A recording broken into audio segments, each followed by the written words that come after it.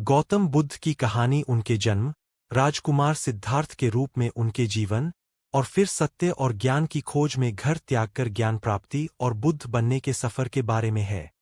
उन्होंने 29 साल की उम्र में सांसारिक जीवन त्याग दिया, 35 साल की उम्र में बोधगया में एक बोधि वृक्ष के नीचे ज्ञान प्राप्त किया और फिर अपने शिष्यों को दुख और आसक्ति से मुक्ति के मार्ग पर चलने का उपदेश दिया। प्रारंभिक जीवन और ज्ञान की खोज। जन्म। उनका जन्म 563 ईसा पूर्व में लुम्बिनी, वर्तमान नेपाल, में एक शाही परिवार में हुआ था। उनकी मां का नाम महामाया था और उनके पिता राजा शुद्धोधन थे। सांसारिक जीवन का त्याग। 29 साल की उम्र में उन्होंने एक नवजात शिशु और अपनी पत्नी यशोधरा को त्याग दिया, क्योंकि वे जीवन के दुख, बुढ़ापा, बीमारी और मृत्यु से चिंतित थे और उन्होंने सत्य की खोज करने का निश्चय किया। ज्ञान प्राप्ति।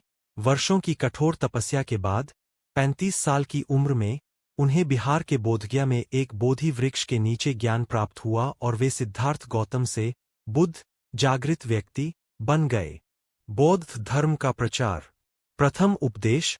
ज्ञान प्राप्त करने के बाद उन्होंने अपने पहले उपदेश सारनाथ में अपने 5 शिष्यों को दिए, जिससे प्रथम बौद्ध संघ की स्थापना हुई। शिक्षाएं। उन्होंने सिखाया कि आसक्ति दुख का कारण बनती है और क्रोध, अहंकार और लोभ को छोड़कर शांति प्राप्त की जा सकती है। निर्वाण।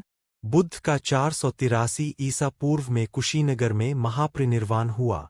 उनके उपदेशों और सिद्धांतों ने बौद्ध धर्म की नींव रखी, जिसे उनके शिष्यों ने दुनिया भर में फैलाया।